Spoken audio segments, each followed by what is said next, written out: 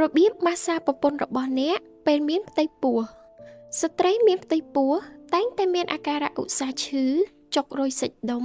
មានអារម្មណ៍ធុញថប់ប្រែប្រួលលឿនឆាប់ខឹងឆាប់អន់ចិត្តព្រោះតែរាងកាយត្រូវផ្លាស់ប្ដូរដូច្នេះក្នុងនាមជាប្តី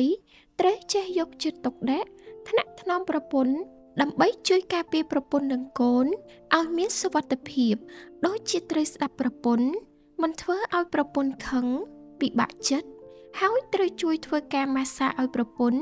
នៅពេលប្រពន្ធប្រាប់ថាឈឺត្រង់នេះឈឺត្រង់នោះមិនត្រូវធ្វើមិនដឹងមិនឮទេ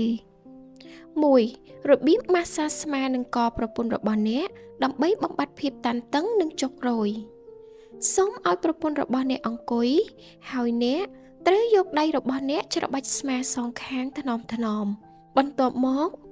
រុញមេដៃរបស់អ្នកឆ្លីពីស្មាឡើងលើដល់ឆ្អឹងក្បាលនិងរុញមេដៃឆ្លីចុះក្រោម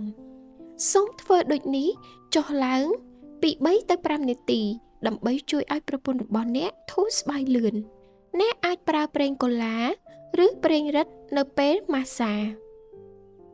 2. ឆ្លីនិងច្របាច់ខ្នងប្រពន្ធរបស់អ្នកដើម្បីបន្ធូរសាច់ដុំដែលឈឺ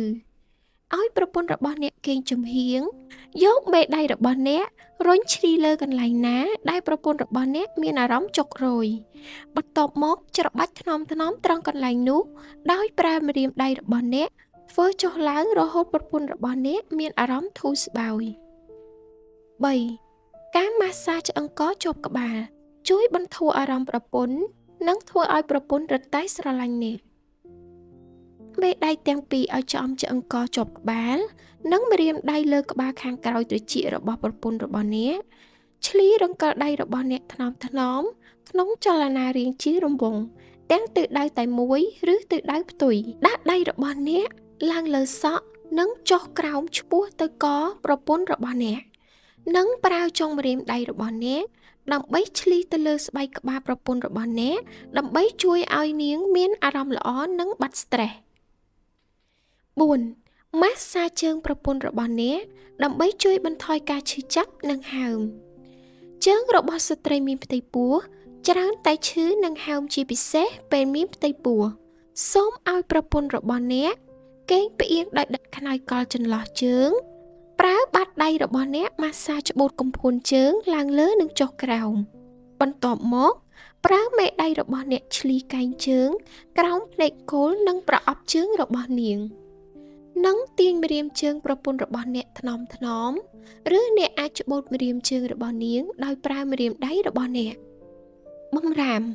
1. ជៀសវាងការម៉ាស្សាប្រពន្ធរបស់អ្នកក្នុងកំឡុងពេលត្រីមាសដំបូងត្រីមាសទី1គឺជាពេលដែលហានិភ័យនៃការរលូតកូនខ្ពស់បំផុតដូច្នេះជៀសវាងការធ្វើអ្វីមួយឲ្យប៉ះពាល់ដល់សរសៃចងស្បូនកំឡុងពេលនេះ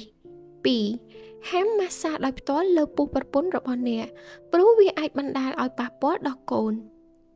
3. សូមកុំធ្វើការម៉ាស្សាដោយចុចសង្កត់ខ្លាំងៗព្រោះវានឹងធ្វើឲ្យឈឺលើដើម 4. បញ្ឈប់ការម៉ាស្សាប្រសិនបើប្រពន្ធរបស់អ្នកត្អូញវិលមុខមិនស្រួលឬកន្ត្រាក់ Jessica តែងតែយល់ពីតម្រូវការរបស់អ្នកម៉ាក់ជានិច្ច